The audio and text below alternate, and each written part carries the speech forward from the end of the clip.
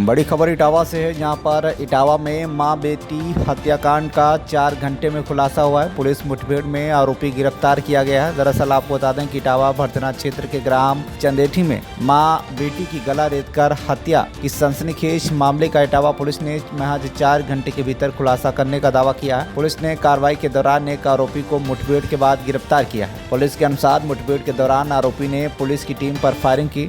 जवाबी कार्रवाई में आरोपी के दाहिने पैर में गोली लगी, जिसके बाद उसे घायल अवस्था में गिरफ्तार किया गया है। उसके कब्जे से कथित तौर पर अवैध तमंचा, कारतूस और नकदी बरामद की गई है। पुलिस के मुताबिक आरोपी ने पूर्व योजना के तहत कोल्ड ड्रिंक में नशीला पदार्थ मिलाकर दोनों महिलाओं को पिला दिया था। दोनों के बेहोश होने के बाद आरोपी मकान के पीछे के दरवाजे से अंदर पहुंचा। पुलिस का दावा है कि उसने एक महिला के हाथ पैर दुपट्टे से बांधकर चाकू से उसकी हत्या कर दी। उसके बाद मौके पर मौजूद दराती से दूसरी महिला की भी हत्या कर दी। घटना के बाद इलाके में दहशत फैल गई थी। इससे पहले घर का दरवाजा बंद मिलने पर ग्रामीणों ने अंदर जाकर देखा था, जहां दोनों महिलाएं मृत अवस्था में मिली थी। सूचना पर भरथना पुलिस और वरिष्ठ अधिकारी भी पहुंचे थे। पुलिस ने आरोपी की गिरफ्तारी के साथ हत्या की वजह और घटना से जुड़े अन्य पहलुओं की भी जांच शुरू कर दी है। देखिए, आज सुबह थाना भरथना पे 8 बजे के आसपास सूचना आई थी कि ग्राम चंदेठी के एक मकान में मां बेटी का शव पड़ा हुआ है।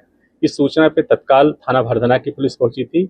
मामला महिला अपराध से संबंधित था। तत्काल हम सभी लोग भी मौके पर पहुंच गए थे, तो देखे कि वहां मां पुष्पा देवी, जिसकी उम्र लगभग 58 वर्ष थी, और उनकी बेटी निर्मला उर्फ मंजू, जिसकी उम्र लगभग 36-37 वर्ष है, उन दोनों के गले पर धारदार हथियार से वार किया गया था और दोनों की मृत्यु हो चुकी थी।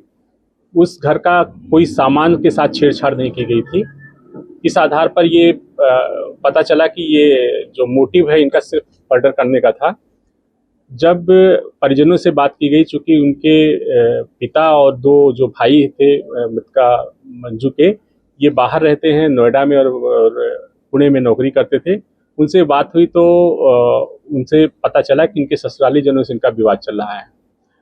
एक चीज ये गांव से पता चली थी कि इनके यहाँ 2-1 दिन पहले 15 तारीख को एक लाल रंग की स्कूटी से कोई व्यक्ति आया हुआ था। हम लोगों ने सीसीटीवी फुटेज देखा और उस स्कूटी की पहचान करी, और फिर हमारी जो एसओजी सर्विलांस की टीम है, हमारे थाने की टीम है, इन लोगों ने उसको शिनाख्त कर लिया कि ये व्यक्ति कौन है।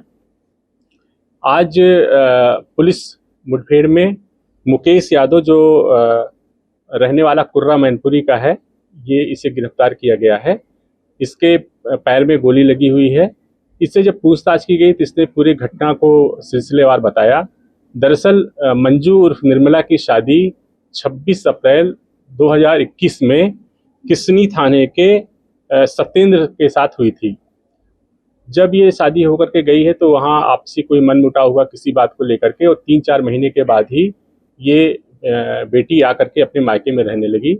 एक मुकदमा इसने घरेलू हिंसा का और भरण पोषण का इटावा के पारिवारिक न्यायालय में दायर किया था। उसमें 3 अगस्त को 7,000 रुपये प्रतिमाह मेंटेनेंस देने का और जो पूर्व की रिकवरी है 3 लाख रुपए, उसे अदा करने के लिए माननीय न्यायालय ने आदेश किया था।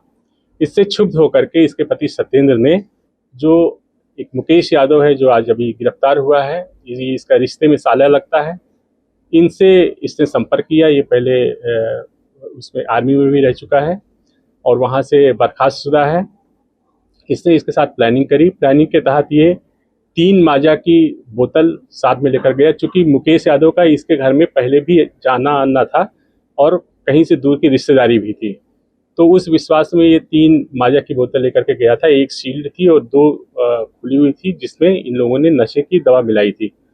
और जब माँ बेटी 15 अगस्त को उस कोल्ड ड्रिंक को पीने के बाद बेहोश हो गई, तो योजना के अनुसार सत्येंद्र, जो उसका पति है, पीछे के दरवाजे से घर के अंदर आ गया।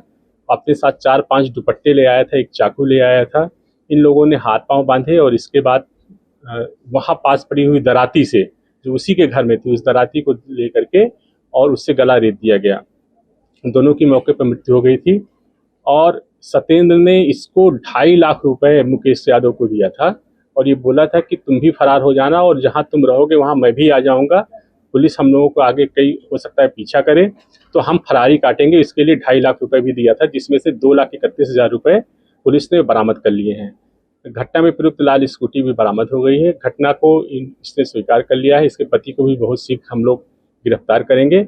इसमें माननीय न्यायालय में हम लोग बहुत शीघ्र आरोप पत्र प्रेषित करके इस पर कड़ी विधिक कार्रवाई करेंगे। जब ये का केस चल रहा था तो ये परसों ही मर्डर, मतलब 15 को मर्डर करने का इतना जल्दी क्यों चाहिए? देखिए, ये चूंकि इनका जो मुकदमे का डिसीजन आया वो 4 अगस्त को आया है और इसी 20 तारीख को ये लोग रिकवरी वारंट जारी कराने के लिए माननीय न्यायालय में प्रार्थना पत्र देने वाले थे।